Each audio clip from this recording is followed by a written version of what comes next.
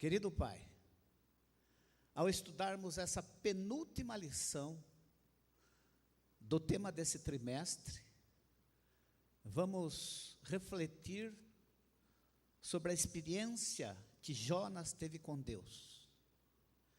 Como que ele conseguiu obter o sossego na graça de Deus. Que nós possamos tirar lições pessoais, lições para a nossa vida, para a nossa igreja. Nós o pedimos em nome de Jesus. Amém. Vamos lá. Lição número 12, né? Desse tema descanso em Cristo, o profeta inquieto. Quero dizer para vocês, irmãos e irmãs, aqueles que nos assistem, que todos somos afetados pela cultura do nosso país, pela educação que nós recebemos no nosso lar, nas escolas, universidades, na igreja. Somos afetados pela mídia, em todos os seus aspectos. E mesmo que eu e você sejamos convertidos, ainda assim ficam resquícios dessa afetação na nossa maneira de ser. O trabalho da regeneração é justamente aparar as arestas, eliminar os aspectos das influências negativas e acentuar as influências positivas. A visão que eu e você temos de Deus, ele afeta diretamente a pessoa que somos. A maneira como você é, meu irmão, a maneira como você é, minha irmã, depende da maneira como você enxerga a Deus. Se você crê ou não crê, a doutrina que você foi ensinado, você é aquilo que você pensa a respeito de Deus. E Jonas não era diferente de nós. Jonas, ele foi educado numa cultura nacionalista, tremendamente nacionalista, fundamentalista, exclusivista, e ele teve muitas dificuldades tremendas, para entender a graça de Deus. E isso, Jefté, o tornou tão desassossegado, tão inquieto, tão cheio de ira, que ele desejou morrer 3 vezes. Uma quando foi atirado no mar, não se arrependeu mesmo diante da tempestade. Desejou morrer porque os ninivitas se arrependeram, e desejou morrer porque um verme comeu uma planta que lhe dava sombras. Vamos tirar lições para nós da experiência desse profeta inquieto. Algumas curiosidades sobre o profeta Jonas. Se você abrir a sua Bíblia no livro de 2 Reis, no capítulo 14, e você ler ali do versículo 20 até o final, você vai ver que Jonas viveu numa época difícil, sob um regime perverso. O rei era Jeroboão, e o rei Jeroboão decidiu criar um grande exército, uma expansão militar, e para isso passou a cobrar altíssimos impostos, de tal forma que a classe média de Israel desapareceu. Tinha poucos ricos e a grande maioria de pobres. E Jonas não teve dificuldade, ele foi chamado para o ministério profético, e ele foi lá enviar uma mensagem, uma advertência ao rei Jeroboão, que era um rei corrupto, safado, descompromissado com Deus. Ele foi lá e deu uma mensagem, não teve problema nenhum com isso. O nome Jonas significa no hebraico pomba. É isso mesmo. Aliás, é um nome muito comum em Israel. O pai de Simão Pedro, um dos principais apóstolos de Jesus, se chamava Pomba. Jesus, lá em Mateus capítulo 16, versículo 17, chamou Pedro de Simão Bar Jonas. Bar em hebraico é filho. Então, Simão, filho de Jonas. Então, era um nome comum. Vamos ver agora o novo personagem da história de Jonas. Nínive. Nínive era a capital do Império Assírio. Nínive foi fundada por Nimrod, que era bisneto de Noé. Você pode ver isso lá em Gênesis capítulo 11. E ela se transformou num grande império, primeiro porque a Assíria foi o primeiro império a ter um exército organizado. E eles eram tremendamente cruéis e conseguiram criar novas armas de guerra, como vocês estão vendo, né? Para aquele tempo, isso daí era super moderno. E os ninivitas eram cruéis, gente. Era um povo cruel mesmo. Os métodos de tortura da Síria, você encontra isso nos registros históricos e arqueológicos. Tem lá empalamento, que é enfiar uma estaca no corpo, nos órgãos sexuais masculinos e femininos, até a boca. É terrível isso, né?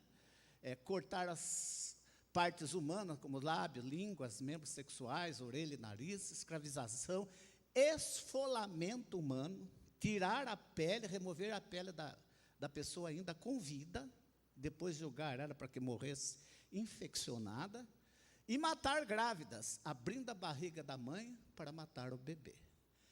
Dessa forma, eles criavam um terror tremendo que fazia com que as pessoas tivessem medo de se rebelar contra os assírios, né? E lá foi Jonas convocado por Deus para fazer essa missão. Como diz lá o capítulo 1 de Jonas, versículo 2, Deus chama Jonas, que já era um profeta dele, como nós vimos segundo Reis, e diz: Jonas, agora você vai fazer um novo trabalho, tem uma nova missão para você. Vá depressa à grande cidade de Nínive, pregue contra ela, porque a sua maldade subiu até a minha presença. É como se Deus chegasse e dissesse: Jonas, vá lá e diga para os ninivitas, chega. Vocês chegaram no limite da minha paciência. Isso, irmãos e irmãs, geralmente ocorre quando um povo ou uma pessoa está próxima de cometer o pecado contra o Espírito Santo. Então, o nosso Deus, que é um Deus que quer nos salvar de todas as formas, de todas as maneiras, Ele vai, muitas vezes, com mensagens de juízo. Como que diz? Acorde, chega, basta, pare com isso. Bom, agora nós vamos continuar vendo a atitude de Jonas. Jonas, que era um profeta, que já havia cumprido missões de Deus, resolveu fugir da missão dada por Deus.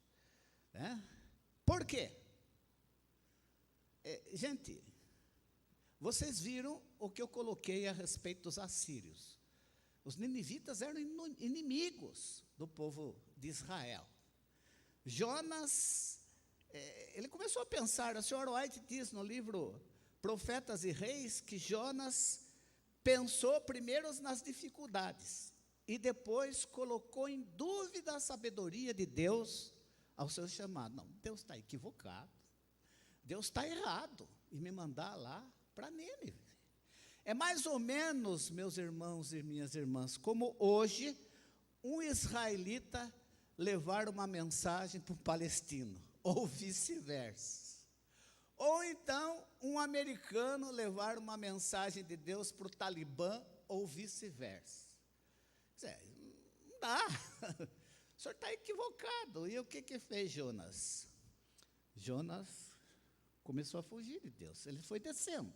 Desceu para Jope, desceu para dentro do navio, desceu para o porão. Fugiu da presença do Senhor, tentou fugir da presença do Senhor e da missão que Deus havia dado para ele. Alguns comentaristas criticam que Deus queria que Jonas pregasse na marra, forçado. E questionam, cadê o livre-arbítrio? O que vocês acham? O que seria pior para Jonas? Que ele continuasse a sua vidinha medíocre lá em Tarsis? Ou que Deus fizesse um processo de ir em busca de Jonas? Claro que o melhor foi o fato de Deus não desistir de Jonas. Jonas a querer desistir de Deus, mas Deus não desistiu de Jonas. E quando ele estava no navio, você conhece a história, né? Começou uma grande tempestade, e essa tempestade tinha um processo redentivo, uma tempestade enviada por Deus, uma tempestade que tinha o objetivo de salvar Jonas, né? E ali a tempestade não passava, os marinheiros começaram a rezar para os seus deuses, jogaram sorte e a sorte caiu em Jonas. Né? E Jonas acabou confessando que a responsabilidade por aquela tempestade era dele, né? Eu fico impressionado com o relato, porque no capítulo, aqui 1, versículo 17, no versículo 10, então os homens ficaram com muito medo e lhe perguntaram, o que é isso que você fez, Jonas? Como é que você pôde ir contra uma missão do seu Deus? Pois aqueles homens sabiam que Jonas estava fugindo da presença do Senhor, porque ele lhe havia contado. Os marinheiros, que não eram adoradores do verdadeiro Deus, foram mais sensíveis do que Jonas. Falou, ô Jonas, você está maluco, homem? Fugir de uma missão dada pelo seu Deus, o Deus de Israel. E Jonas, então, foi lançado no mar. E ao ser lançado no mar, o que aconteceu? Ele, diz a palavra de Deus no livro do profeta Jonas, que Deus enviou para ele um grande peixe, ou uma baleia. A Bíblia não descreve qual seria o animal, ou mamífero que engoliu. Provavelmente foi uma baleia. E aí, meus irmãos e minhas irmãs, há muita gente que duvida que isso seja possível. Como? Como é que Jonas ia sobreviver, engolido por uma baleia e ficar lá dentro 3 dias? E depois a baleia cuspir Jonas? Pois, meus irmãos e minhas irmãs, há pelo menos 2 casos, 2 registros comprovados de 2 homens engolidos por baleias e que sobreviveram. Um deles é esse senhor aqui, o James Barclay. Ele era um marinheiro do navio baleeiro, o nome do navio é Estrela do Oriente, e em fevereiro de 1891, ele estava com o navio ali nas Ilhas Falklands, perto da Argentina, hoje as Ilhas Malvinas, e eles estavam caçando uma baleia, e durante a caça, o James caiu na água e desapareceu. E os seus companheiros o procuraram por cá, cadê o James? James, cadê o James? Deram o caso James perdido. Quase ao anoitecer, o baleeiro reencontrou a baleia que eles estavam tentando caçar. Conseguiram caçá-la, e como fevereiro é muito calor ali naquela região, os marinheiros falaram, nós vamos ter que cortar essa baleia o mais rápido possível, porque senão a carne e a gordura dela vai deteriorar. E começaram a cortar a baleia. E para a surpresa de todos, enquanto eles cortavam a gordura e a baleia, quem que eles acharam dentro da baleia? Vivo, mas inconsciente? O James Barclay. Né? Durante 2 semanas, Ele ficou entre a vida e a morte, esse homem. Ele ficou meio aéreo. E só voltou à normalidade um mês depois do acontecido.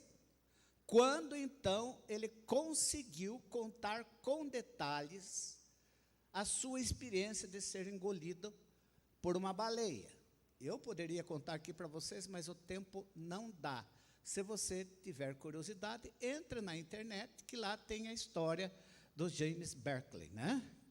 E após esse episódio, James ainda viveu mais 18 anos. No entanto, uma sequela ficou com James Berkeley. A sua pele ficou, como descreve, com desnatural coloração esbranquiçada. E no túmulo de James Berkeley está lá, na lápide, uma inscrição: James Berkeley, um moderno Jonas.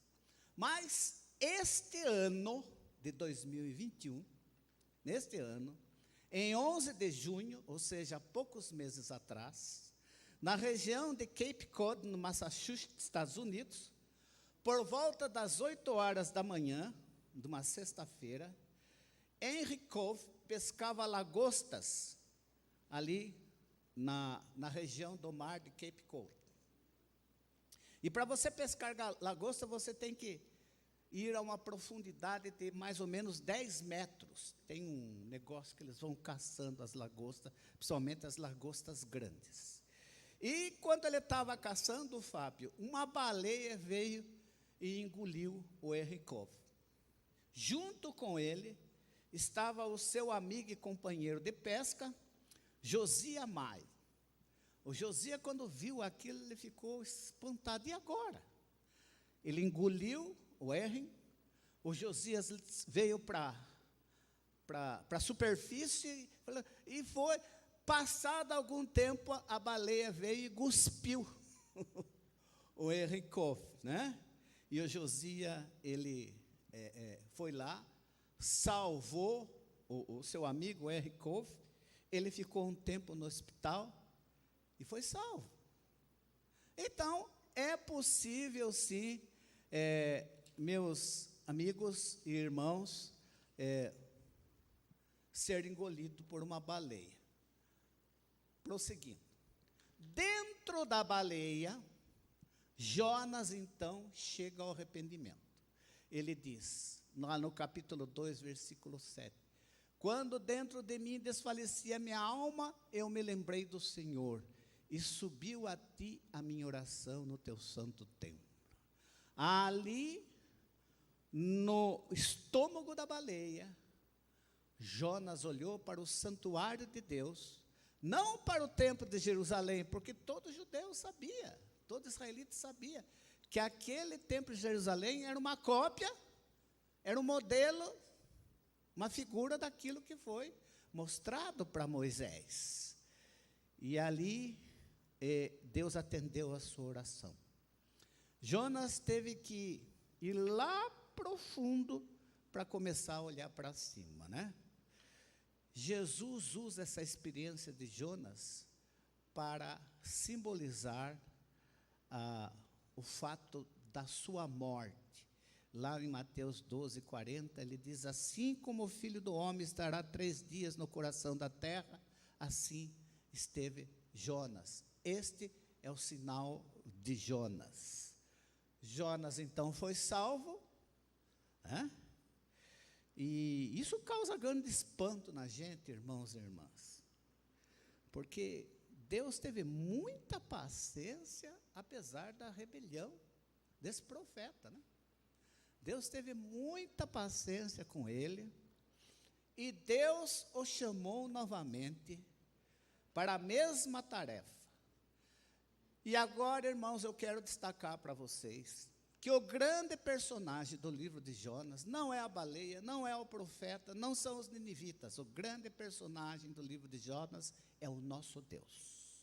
Um Deus que não desiste de nós, um Deus que está dando segundas e segundas chances para nós, porque o interesse dele é na nossa salvação. E lá foi o Jonas pregar então, para os ninivitas.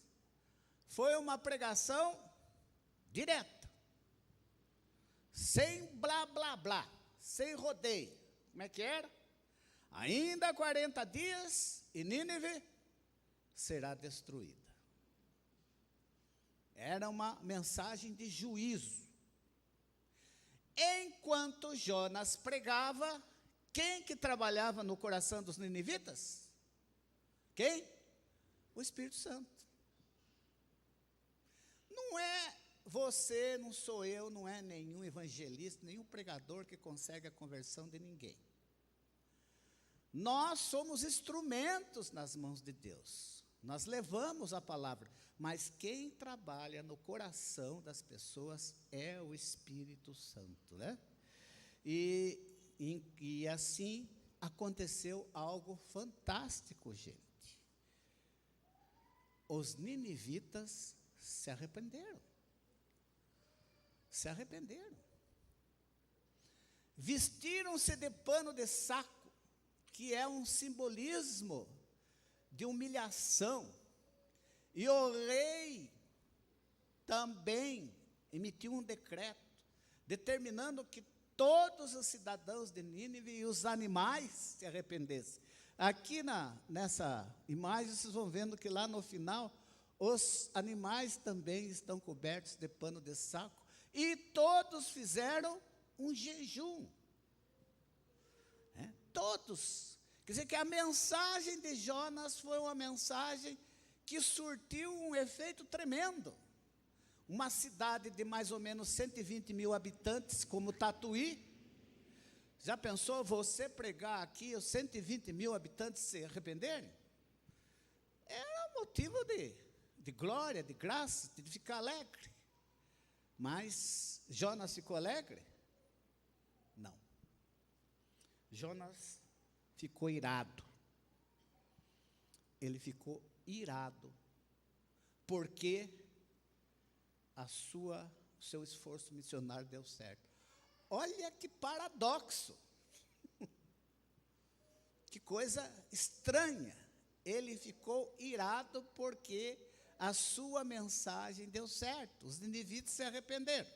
E se você está com a sua lição aí, abra ela no livro, no dia de quarta-feira, embaixo da pergunta número 5, tem um texto esclarecedor do Espírito de Profecia, tirado do livro Profetas e Reis, páginas 271. O Sr. White relata o seguinte: quando Jonas viu o propósito de Deus de poupar a cidade, que apesar de sua impiedade tinha sido levada a se arrepender, vestida em pano de saco e coberta de cinza, ele devia ter sido o primeiro a se alegrar com a maravilhosa graça de Deus.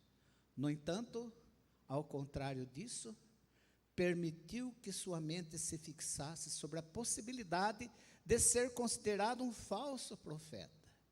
Preocupado com sua reputação, ele perdeu de vista o valor infinitamente maior dos que viviam naquela cidade infame. Meu irmão e minha irmã, não se preocupe com a sua reputação. Sempre haverá pessoas que não vão gostar de você, que vão gostar de você. Preocupe com o caráter. Certa feita, uma pessoa veio comentar comigo a respeito de uma pessoa que falou que não gostava de mim. E falou: olha, ele falou isso de você, para provocar, jogar gasolina na fogueira. Eu falei: olha, meu irmão, vou dizer uma coisa para você, eu sou pior do que isso. Essa pessoa falou muito pouco a meu respeito. Eu sou pior do que tudo isso que a pessoa falou. Então, essa pessoa está certa. Realmente, todos nós temos os nossos defeitos, as nossas falhas. Se a gente for se concentrar nos nossos defeitos, fraqueza, não tem ninguém que agrade todo mundo. Nem Deus conseguiu agradar todo mundo. Eu e você não vamos conseguir agradar todo mundo. Principalmente se você é um líder ou uma líder espiritual, quando você tomar posições ao lado de Deus, você vai ter problemas, haverá pessoas que vão se incomodar com você, né? Mas a ira de Jonas era uma ira sem sentido. E aí, irmãos, eu estou chegando ao fim das nossas considerações. Eu quero que vocês abram sua Bíblia no livro de Jonas, no capítulo 4.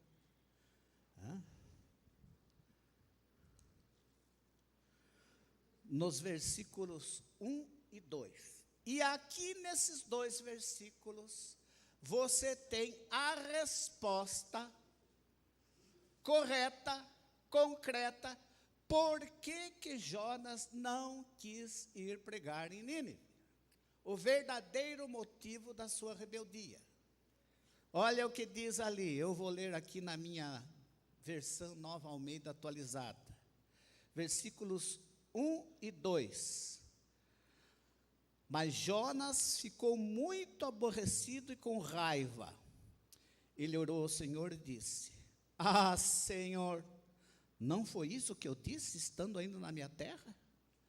Por isso me adentrei fugindo para Tarsis, pois sabia que tu és um Deus bondoso e compassivo, tardio em irar-se, em grande misericórdia, que mudas de ideia quanto ao mal que anunciaste. Da onde que Jonas tirou isso? Jonas tirou isso da experiência lá de Êxodo, capítulo 34, quando Moisés chegou e pediu para Deus: Senhor, mostra-me tua glória. E Moisés, Mara, esperava ver algo assim fantástico, maravilhoso. E Deus falou: vou mostrar a minha glória para você. Colocou ele numa fenda, como diz aquele personagem da escolinha do professor Raimundo, né? Passou descostas, ali próximo de Jonas. Enquanto passava, Deus exclamou isso, que ele era um Deus misericordioso, bondoso, tardio em irar-se. Essa é a glória de Deus, meus irmãos e minhas irmãs. Ele se gloria em exercer a sua misericórdia, a sua bondade, a sua longanimidade, a sua compaixão para com nós, pecadores. Jonas não entendia isso. A graça de Deus só valia para os israelitas, não para os não israelitas, porque Jonas era um exclusivista. A cultura em que ele foi educado, a religião que lhe foi ensinada, fazia com que ele enxergasse que Deus só tinha olhos para o seu povo, os descendentes de Abraão. Será que nós também, algumas vezes, não temos uma atitude semelhante a de Jonas? Achar, nós somos adventistas, Deus só está olhando para nós. Não, gente. É fato que nós somos o povo de Deus. É fato que nós temos uma verdade presente. E no próximo trimestre nós vamos estudar um livro de Deuteronômio que fala da verdade presente. E nós temos que soar essa verdade presente para o mundo. Mas há muitos filhos de Deus espalhados em todas as denominações, sejam elas cristãs ou não cristãs e até pagãs. Deus está interessado na salvação de todo mundo. Deus é um Deus que quer salvar a todos. Ele não faz acepção de pessoas. Nós somos escolhidos para levar a sua mensagem. Finalizando, os autores da lição falam que ali foi uma experiência, uma rua, uma avenida de mão dupla. Os autores dizem que Jonas precisava da viagem missionária a Nínive, tanto quanto os ninivitas precisavam ouvir a mensagem do missionário. Esse chamado de Deus para Jonas foi para salvá-lo, né? Não apenas os ninivitas, mas o próprio profeta. E como diz aqui os autores, Jonas não estava pronto para ter um vizinho ninivita no céu. Ele não tinha aprendido a amar como Deus ama. Lá no céu nós vamos ter muitas surpresas, viu, gente? Muitas surpresas. Nós vamos encontrar pessoas que a gente jamais imaginou que estarão lá. E não vamos encontrar pessoas que a gente esperava que estivesse lá. O que aconteceu com Jonas? A tradição, isso não está na Bíblia, nem isso do Espírito de Profecia, tá? É tradição. Os judeus têm um livro que conta as tradições. Nesse livro, diz que Jonas voltou para Nínive, aceitou os ninivitas como sendo filhos de Deus, e Deus fez Jonas refletir e se converteu. E ele escreveu o seu livro, porque quando você lê o livro de Jonas, parece que não terminou. E daí, o que aconteceu com Jonas, depois do capítulo 4? Gente, quando Jonas escreveu o seu livro, ele não estava preocupado em relatar a sua conversão. Ele estava preocupado em destacar a sua estupidez, em fugir de Deus e ter uma compreensão errada da graça de Deus. No livro Parábola de Jesus, o Sr. White diz que Jesus procura um caminho em cada coração. Tem muita gente, irmãos e irmãs, que pode ser alcançado com a nossa pregação. Levamos a mensagem, o Espírito Santo trabalha, e então essas pessoas encontram o sossego que tanto nós precisamos nesse mundo tão conturbado no qual nós vivemos. Que Deus nos abençoe, que Deus nos dê uma verdadeira compreensão da graça de Deus, do seu amor, e que nós possamos entender que a graça de Deus é estendida a todas as pessoas que vivem neste mundo. Amém.